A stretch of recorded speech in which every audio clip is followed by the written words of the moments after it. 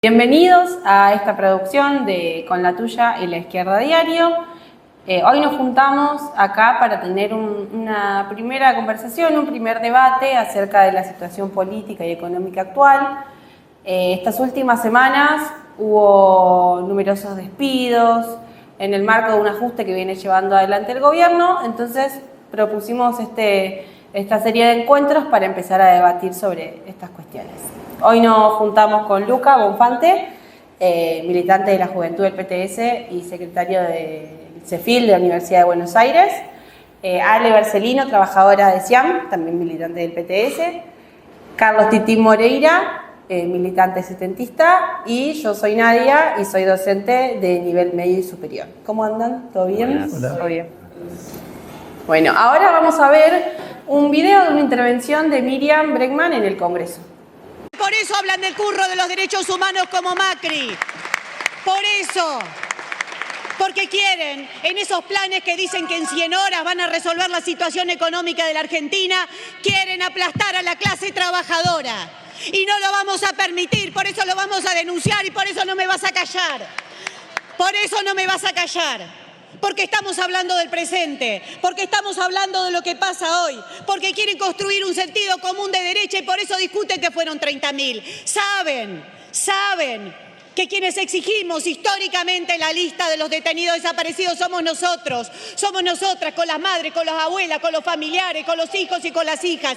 Ellos la ocultaron, ellos gobernaron y la ocultaron, ellos ocultaron las pruebas, las siguen ocultando hasta el día de hoy. Ningún genocidio habla, ninguno dice el destino de los detenidos desaparecidos y lo que es peor, ocultan el destino de los más de 400 pibes y pibas que se apropiaron en la dictadura, porque esos genocidas que ahora defiende con grititos, no solo violaban a las compañeras en los centros clandestinos, también se apropiaban de los bebés.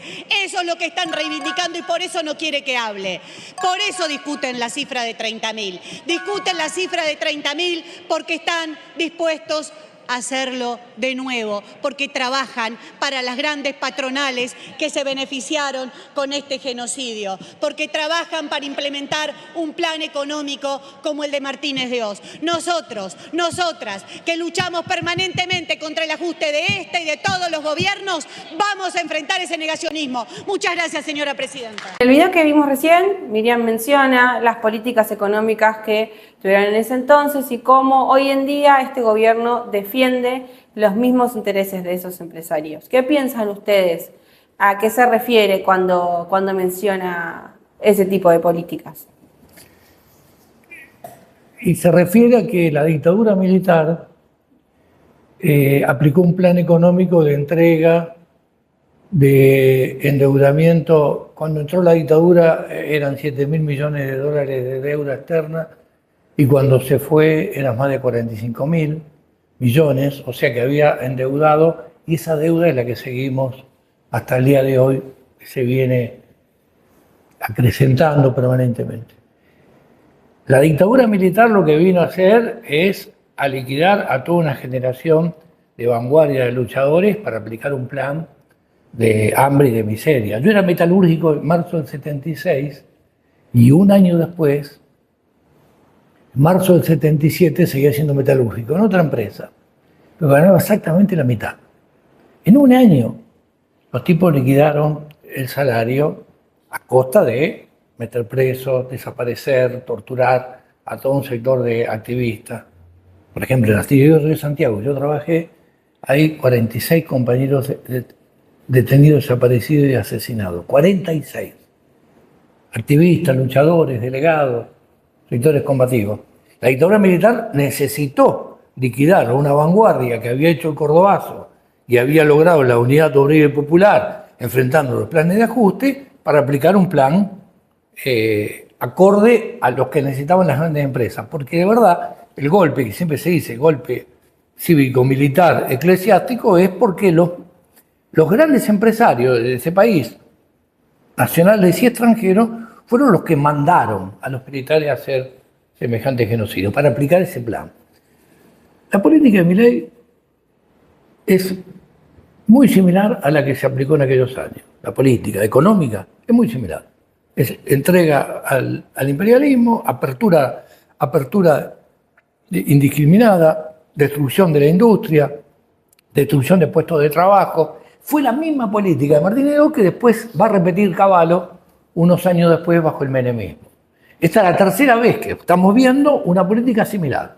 Entonces, de ese punto de vista, bueno, por eso vienen los despidos, los ataques y una serie de cuestiones que explican por qué el gobierno de Milei está en sintonía con los grandes empresarios y en el mismo sentido que estuvo la dictadura con Martínez de Hoz y con Videla y que después tuvo el menemismo con Cavallo, representando los mismos intereses de los grandes grupos concentrados y particularmente de los grandes grupos financieros.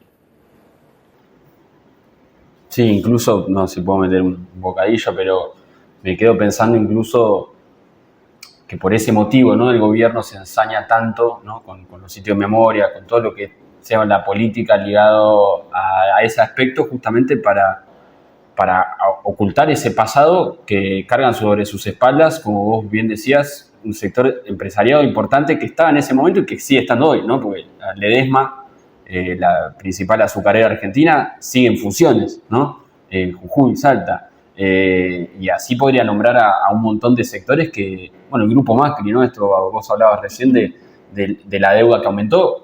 El grupo Macri estatizó gran parte de su deuda, que era privada, y ahora eso, ¿no?, la tenemos que pagar entre todos. Entonces creo que en esa sintonía es importante medir cuál es el objetivo del gobierno en términos también más históricos, para saber también a lo que nos estamos enfrentando y también entender que es un gobierno, el de Milei me refiero, que tiene la intención de que la Argentina se convierta en un país aún más dependiente, aún más endeudado, aún más alineado a los intereses de Estados Unidos de lo que ya es. Entonces, en ese sentido, también es importante discutirlo en términos históricos para también, bueno, ver qué experiencia de resistencia hubo frente a eso, ¿no? Y porque no partimos de cero, ¿no? Entonces, en ese sentido, creo que es importante darle esa dimensión y sobre todo entender eso, ¿no? Que no se trata de recetas novedosas las que está aplicando, ¿no? Esto de la devaluación planificada, ¿no?, que Martínez de Hoz hacía con la famosa tablita, diciendo, bueno, en tal mes vamos a devaluar tanto, en tal mes vamos a devaluar tanto otro. Eso ya lo hemos visto y es importante discutirlo así, sobre todo para saber a lo que nos estamos enfrentando y también entender las diferencias que hubo con otros procesos, porque, por ejemplo, a diferencia del menemismo, el mundo es muy distinto, ¿no? Hoy que lo que era en la época de Menem, un mundo mucho más dividido, más fragmentado, con guerras en curso, con la asunción de Trump. Es decir, esas particularidades también son importantes tenerlas en cuenta para saber a lo que tenemos enfrente, ¿no? Sí, pero el tema de eso que sí es verdad, que está cambiando el mundo, no tiene que ver con el mundo de hace 40 años, pero hay una cuestión. Vos nombrabas el ingenio Ledesma de la familia Blaquier, y ellos tienen una veintena de trabajadores desaparecidos. Todas las grandes empresas de nuestro país, la Ford, Siderca, del grupo Roca, de Techín, Asindar, Mercedes-Benz, todas las grandes empresas han tenido relación directa con el genocidio. Muchas de ellas han tenido, inclusive dentro de sus propiedades, centros clandestinos. Lo tenía la Ford, lo tuvo Siderca, lo tuvo Asindar. La lista de 13 delegados desaparecidos de Mercedes-Benz se la pasó la patronal a los militares. Entonces, por nombrar algunas, pero está lleno de eso. O sea, la relación es directa y eso es lo que se quiere tratar de ocultar. O sea, el genocidio no fue solamente hecho por los militares o con la ayuda de la jerarquía eclesiástica de la Iglesia, sino también tuvo un protagonismo abierto de los grandes capitalistas, que son los mismos que siguen hoy. Por ejemplo, de la Ford hay 2 gerentes que han sido condenados. Tienen 90 y pico de años, llega tarde la justicia, pero no está condenada la empresa. Está condenada nada más que esos los que en su momento tuvieron la responsabilidad. No hay responsabilidad de los empresarios que aplicaron la desaparición de sus delegados y activistas, que justamente esos luchaban para evitar que aplicaran planes de medida, que las conquistas laborales que se habían logrado no desaparecieran. Justamente para eso necesitaban un genocidio. Por eso quieren mantener esa política. Hoy no es con genocidio, pero sí con represión. La tenemos ahí a Patricia Bullrich, ¿no? Que ya fue responsable de la muerte de Santiago Maldonado, responsable de la muerte de Rafa Nahuel y responsable ahora del coquero de Salta, Fernando, ¿no? Días pasados por la gendarmería. O sea, las fuerzas represivas en nuestro país siguen matando. Y eso es lo que no podemos permitir. Nosotros no podemos permitir que se siente la represión y esa discusión de por qué los sitios de la memoria lo quieren cerrar, quieren despedir a los trabajadores, porque justamente eso es la memoria viva, no solo del pasado, sino que sirve para que justamente en el presente podamos tener justicia, aunque sea tarde. ¿Por qué digo aunque sea tarde? Porque hace poco se recuperó el nieto 138. Entonces, es una brutalidad, porque se habla cerca de 400, ¿no? Lo dice Miriam ahí, cerca de 400 nietos que hoy ya son adultos, gente grande, que fueron secuestrados, arrancados de las madres que estaban en cautiverio, que fueron asesinadas, que fueron torturadas. Y entonces, esos sitios de la memoria son prueba de todo eso lo que tenemos que seguir recuperando.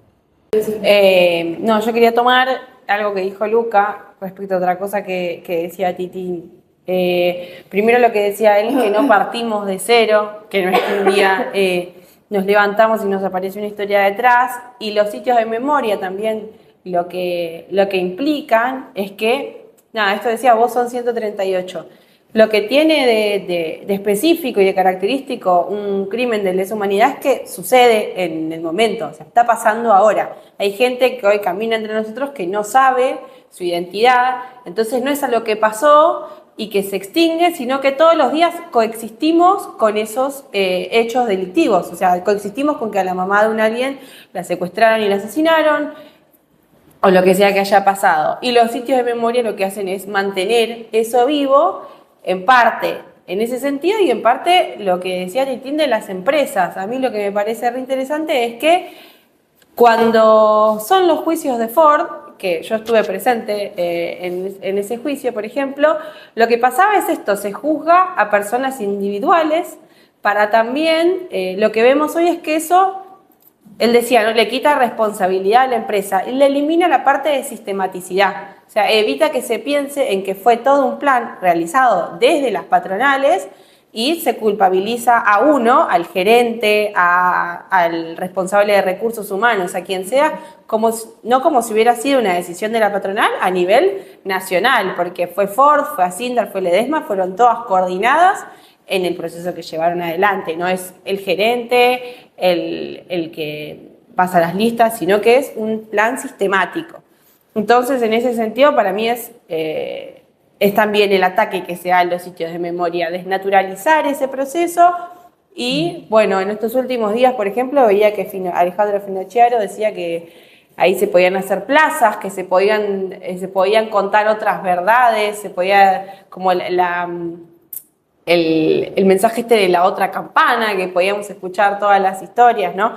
En otro intento más de borrar la historia de esta vanguardia que, bien como decía Titín. Entonces, el otro día charlábamos mucho sobre una frase que decía un poco que negar la historia de la clase obrera también es negar la historia de su resistencia, de cómo enfrentaron estos planes de ataque conjunto. Y yo quería saber también qué pensaban en torno a eso, en torno a la resistencia de estas personas de las que estamos hablando, respecto también a las políticas económicas que nombraba Titín y demás. Bueno, yo algo que me quedaba pensando también de lo que él decía, porque como se iba haciendo como una película en mi cabeza históricamente, ¿no?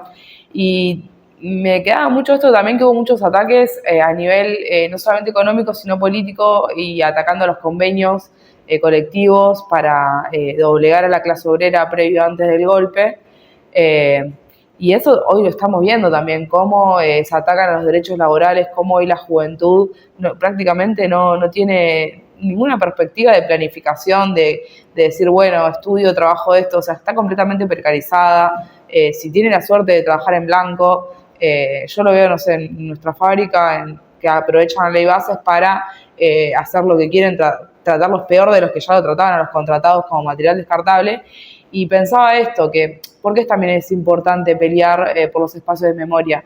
No solamente porque, capaz no muchos saben, pero las madres hicieron un aporte a la genética internacional con las investigaciones y su lucha incansable por encontrar a sus hijos, a sus nietos, y esa lucha no se puede terminar, hay que continuarla. El aporte que ellas hicieron fue para reivindicar a su generación, para que no quede impune, y no solamente quede impune, sino que no se siga escindiendo como se escindió desde los 80, 90 para acá, la lucha por los derechos democráticos que tenemos, de la lucha por los derechos políticos, económicos, que es pelear por otra sociedad.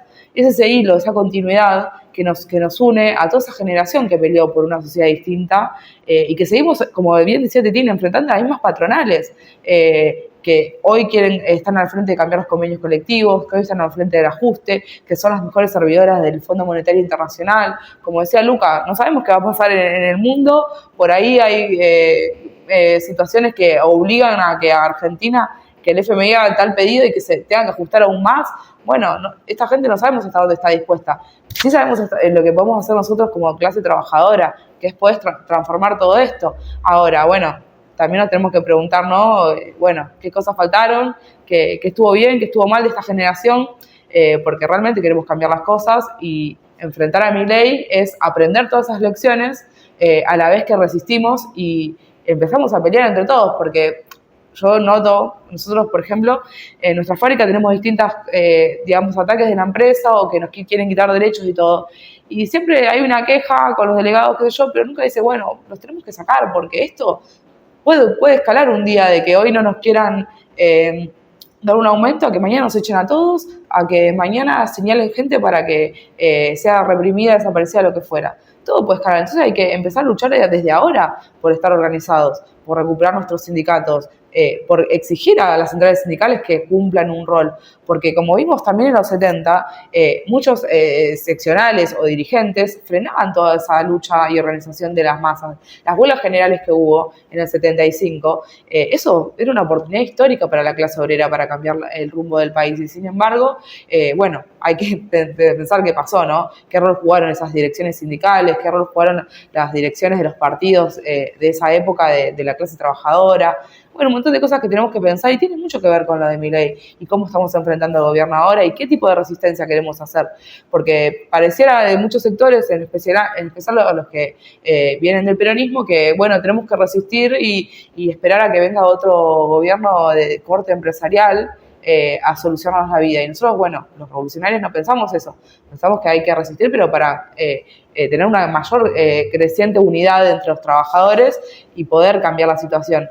Y tal cual lo que vos decís, esto de que no se apropian de la historia que dio la clase trabajadora, y es como un poco negar esa resistencia que hubo. Por ejemplo, en mi fábrica, en Siam, trabajó Azucena Villaflor, que fue una vez que fundó Madres de Plaza de Mayo, que también lamentablemente falleció en un vuelo de la muerte, y nuestro sindicato no nos cuenta esta historia, no nos dice nada de la historia, además de que Siam fue una de las grandes organizadoras del movimiento metalúrgico en los años 40, 50 y demás. No nos cuentan nada de eso y tenemos un montón de tradición de lucha, como muchas fábricas a lo largo y ancho del país.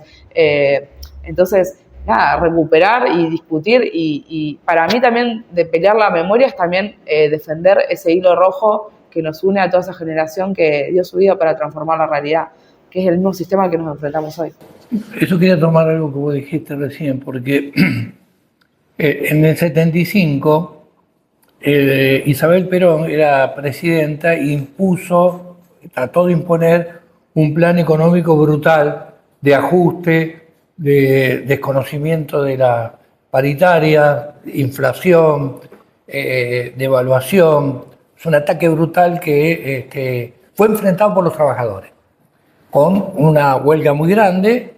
El rodrigazo era el plan económico y el rodrigazo fue la lucha obrera que terminó no solo con el plan económico de este Rodrigo, que era el ministro de Economía, sino con el plan político que llevaba adelante el Brujo López Rega. ¿Cuál era el plan político? Habían armado la AAA ya en vida de Perón y perseguir y matar a los activistas, luchadores, artistas, gente opositora. Por eso el otro día se juntó la vicepresidenta Victoria Villarruel con Isabel Perón para reivindicarla. Y entonces Villarruel, que es negacionista del genocidio, que reivindica a los militares que están presos por los crímenes de lesa humanidad, defendió a Isabel. Entonces tenemos que saber que con Isabel se empezó el genocidio en nuestro país. O sea, empezó el terrorismo de Estado. Desde el Estado, desde el gobierno, se organizaron unas bandas armadas para secuestrar, para matar, para asesinar y hacer atentados a los luchadores y activistas. Y la dictadura militar pegó un salto en ese sentido, pegó un salto. Entonces, estamos hablando de la actualidad. O sea, Victoria Villarruel defiende a Isabel Perón, defiende a ese gobierno que aplicó semejante plan de ajuste que fue enfrentado por los trabajadores y semejante plan represivo. Y que completó, insisto, que completó la dictadura militar. Entonces, nosotros lo que tenemos que organizar en el presente es la resistencia a estos planes. Y estos planes vienen con el negacionismo que es, y cerrar los centros de la memoria. Cerrar la EMA, hacer otra cosa, o dar vuelta a la página. Ya pasó, fue el pasado, no hablemos del pasado, no, es presente. Cuando hay 138, se recupera el nieto 138, vos decías hace un rato, Nadia, el crimen sigue, no es un crimen del pasado. Cuando hay una persona que ha sido robada de su identidad, que fue secuestrada, esa persona se está cometiendo, eso es crimen hoy. Continúa ese crimen y eso es lo que quieren borrar. Porque los militares, ninguno de los que están presos y fueron a visitar los de diputados de la Libertad Avanza, ninguno de esos dio la lista. Sí, muchachos, los chicos y chicas desaparecidas y secuestradas son fulano, mengano. La lista la tienen que dar ellos. ¿Y dónde están? ¿Y dónde los enterraron? Todos. Esos son los responsables. Esos son los responsables de los 30.000. Esos son los que quieren que borremos de la historia. Por eso sale Marra a tapar la pintada del 138 recuperado, más allá de Grabois y todo lo demás, y de los 30.000. Y después un grupo que yo no lo había visto, un grupo de libertarios de San Isidro, a negar lo de los 30.000. Quieren negar porque para aplicar un plan económico de esa magnitud necesitan reprimir. Ahí yo me quedo pensando por esto que decís vos, Titín, porque es tal cual. Y hace poco volví a escuchar el discurso que dio Macera en el juicio a las juntas, en el 85, que para mí es un discurso que es muy clarificador, porque ahí Macera básicamente blanquea el objetivo de la dictadura. Dice, si nosotros no hubiésemos ganado, ustedes hoy, le habla al jurado, a los jueces, no estarían sentados acá. Entonces, él dice, ganamos en el término de las armas, pero perdimos en el terreno político, ¿no? Pero en un sentido le está diciendo, ustedes están sentados acá porque nosotros impedimos, digamos, el comunismo, ¿no? En otras palabras. Pero al mismo tiempo, ¿qué tiene razón Macera ahí? Que para mí una contradicción en la Argentina pensado en sus términos. Que es verdad. Si uno ve la dictadura a nivel regional, la Argentina fue la única, gracias al movimiento impresionante que hubo, que el Estado se autojuzgó, ¿no? Por sus crímenes. Y eso es una mancha que para mí lo tiene, digamos, el poder económico, lo tiene el negacionista, porque tienen que lidiar con esa tradición que hay en la Argentina, que para mí les debe carcomer la cabeza todo el tiempo, porque incluso uno camina a las calles de Buenos Aires, de Gran Buenos Aires, distintos puntos del país, y uno ve cerámicas por todos lados.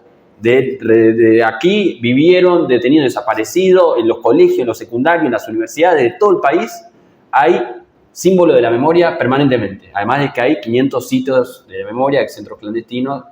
Entonces, esa brutalidad que tuvo, digamos, la dictadura, al mismo tiempo fue respondida por algo que para mí forma parte del ADN de la tradición de resistencia de este país, que es una gran pelea por la memoria, que logró, digamos, desde ya con los límites que nosotros marcamos, porque eso, la complicidad civil no está juzgada, digamos, salvo casos individuales muy pequeños, pero, digamos, la Ford Pacheco sigue funcionando ahí y sigue funcionando ahí, incluso ahí se producían máquinas de neonatología para los bebés apropiados, eso no se investigó. Pero a pesar de esos límites, digo, la Argentina tiene una tradición importante de lucha en defensa de los derechos humanos y en defensa de la memoria, que eso les debe hacer ruido permanentemente. Porque es lo que vos decís, ¿por qué le hace ruido? Porque ellos quisieron, después que fue la dictadura, Alfonsín con el nunca más y con un acotado juicio a las cúpulas militares, cerrar ese capítulo. Y no pudieron. Inclusive porque los militares se levantaban en reclamos permanentes. Por ejemplo, se levantó Aldo Rico. ¿Con quién se levantó Aldo? ¿Quién fue el segundo Aldo Rico en Malvinas y se levantó junto con Aldo Rico? El papá de la actual vicepresidenta.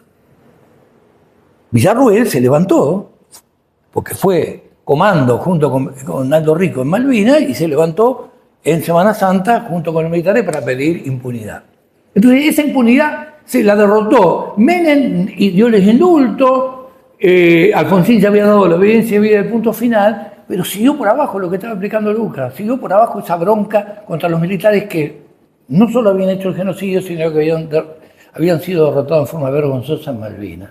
Y esa ruptura de las Fuerzas Armadas con el pueblo histórica no se pudo recomponer nunca. La intentó el kirchnerismo, Digo, para hablar del último tipo, la intentó el kirchnerismo en el Bicentenario, en el 2010, con fuerza bruta, con un gran... no hay que olvidarse de eso. Que sacaron a los militares a desfilar.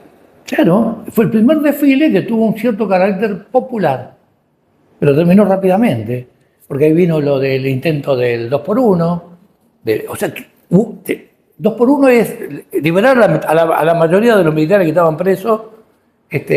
A los pocos militares que estaban presos, y eso provocó una movilización multitudinaria en nuestro país, porque está viva, como decía Lucas, la memoria. Porque está viva, porque también tuvimos en el 2001 un levantamiento popular que nos costó un montón de víctimas, unos 40 mártires, para voltear a un gobierno que 2 años antes había sido electo por el voto popular. Pero había aplicado una política brutalmente antiobrera, antipopular, entreguista, y estalló. Y entonces el levantamiento popular terminó con ese gobierno y permitió recuperar libertades democráticas que anidaban en la conciencia del pueblo, y eso es lo que permitió después, poco tiempo después, anular las leyes del perdón y juzgar a un sector importante, porque el objetivo que tenía el conjunto del régimen era de qué manera recomponer la relación, insisto, entre las Fuerzas Armadas, y que para eso entonces un sector, para mí muy ávido, el kirchnerismo, vio que la única posibilidad era profundizando el juicio y cerrar otra vez el capítulo. No, pero sobre todo, para poder cerrarlo, había que enjuiciar a los militares. Porque aparte había otro problema.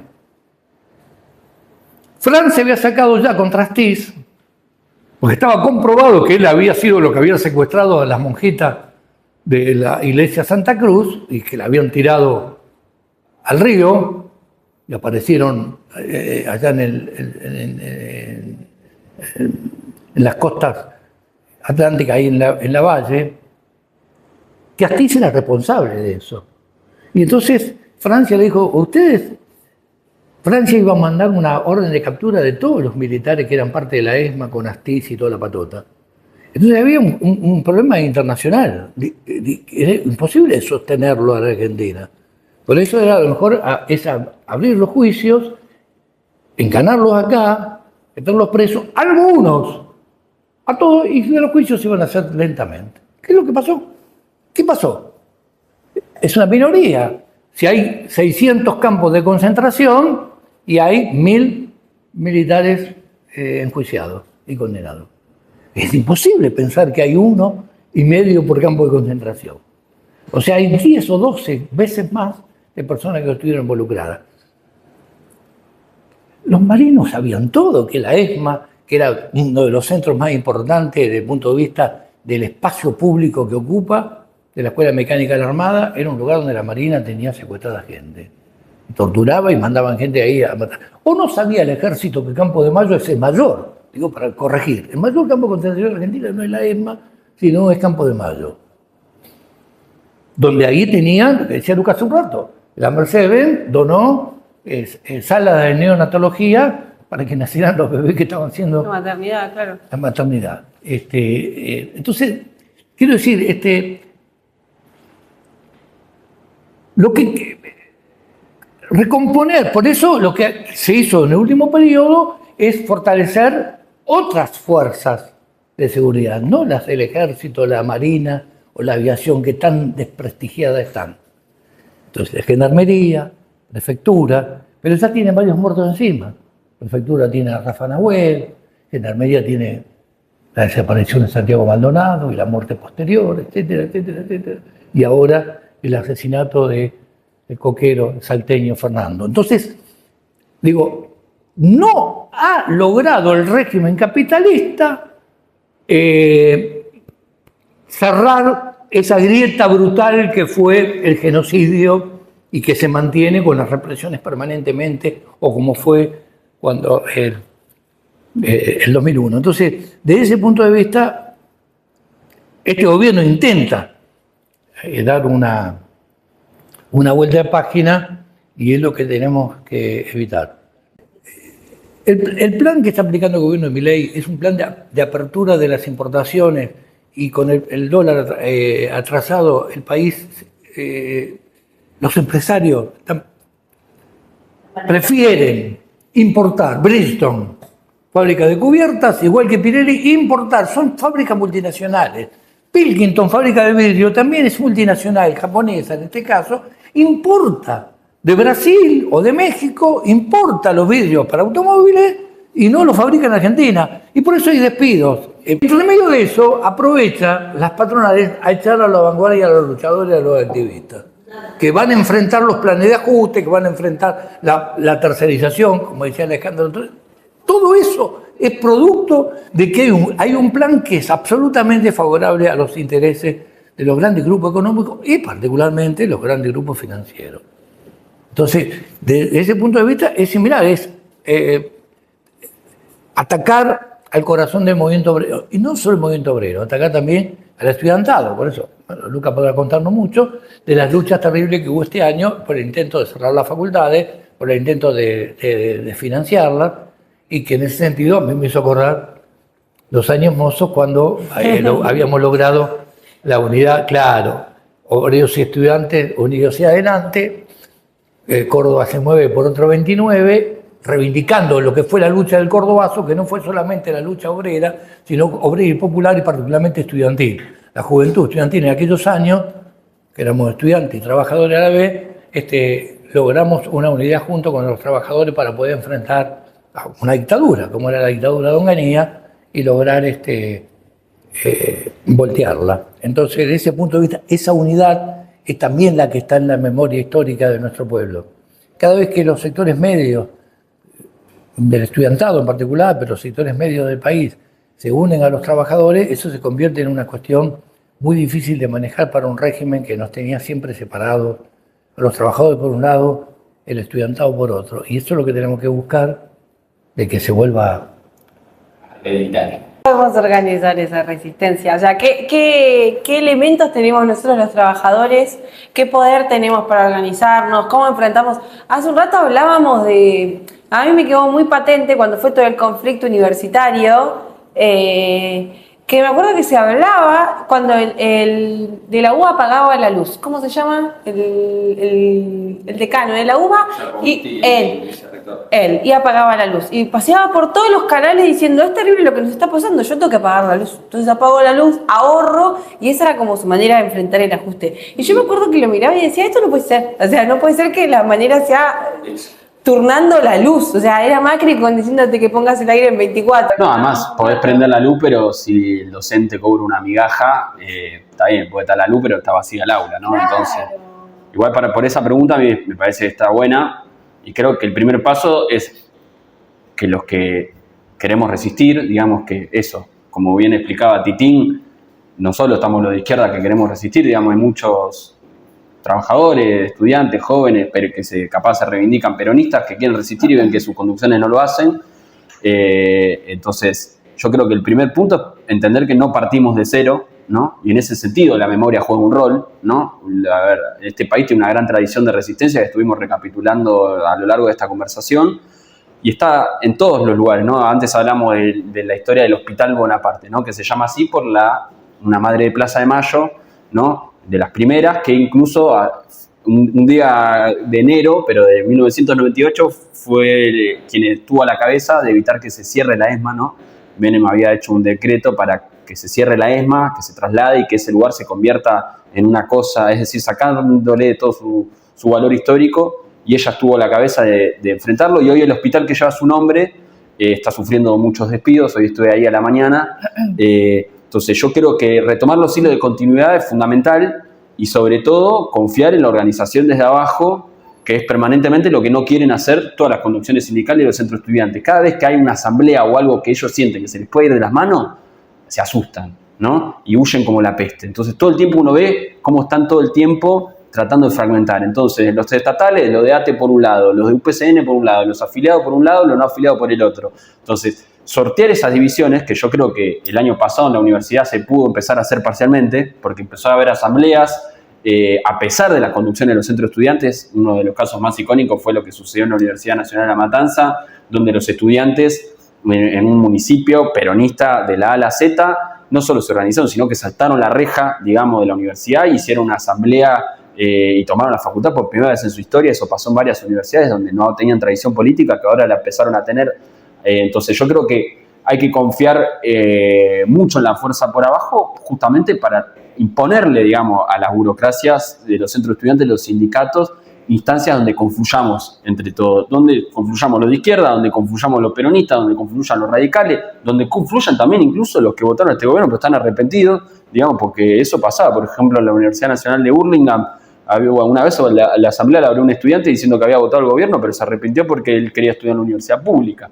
Entonces, nosotros tenemos que estar abiertos a eso y generar y pelear espacios asamblearios desde abajo para justamente armar un gran, digamos, frente único. Y en la lucha y en la calle, como dijo Lucas, no le pedimos el pasaporte a nadie. El que quiera luchar, vamos todos juntos. Ahora, de forma democrática, en la asamblea, todo el mundo opina, todo el mundo habla, contra las patotas, contra la burocrateada, porque vos contabas lo de Matanza, que saltaban la reja a los estudiantes, pero había una patota, que no eran estudiantes. A nosotros nos pasó en la marcha universitaria también. Los docentes empezamos a gritar y la patota de la burocracia se nos paró adelante y no nos dejó pasar. Estábamos al rayo No es que la gente no quiera luchar. La gente lucha de todas las formas. Inclusive hay temor de los trabajadores porque dice, si yo lucho y me echan, ¿a mí qué me defiende? Si este dirigente sindical no me defiende, ¿por qué voy a salir? Yo me callo. Entonces digo, es una tarea inmensa que nos toca a nosotros, a la izquierda, pero no para meter más diputados, sino para enfrentar los planes de ajuste, evitar que haya despido, evitar que haya cierres, evitar que haya desmoralización, evitar que en las negociaciones queden, digamos, los sectores combativos queden afuera y otros entren. No, nosotros queremos tenemos que evitar todo ese tipo de divisiones que los dirigentes sindicales o los dirigentes estudiantiles lamentablemente aplican en muchísimos casos. Entonces, confiamos muchísimo en que la fuerza de los trabajadores y la juventud pueda revertir esto. Apostamos a eso. Gracias, Titín, Ale, Luca. La charla estuvo buenísima. Esperamos que les haya gustado. La verdad, nos vamos con un montón de cosas para pensar, una banda. Y bueno, les agradecemos por estar del otro lado.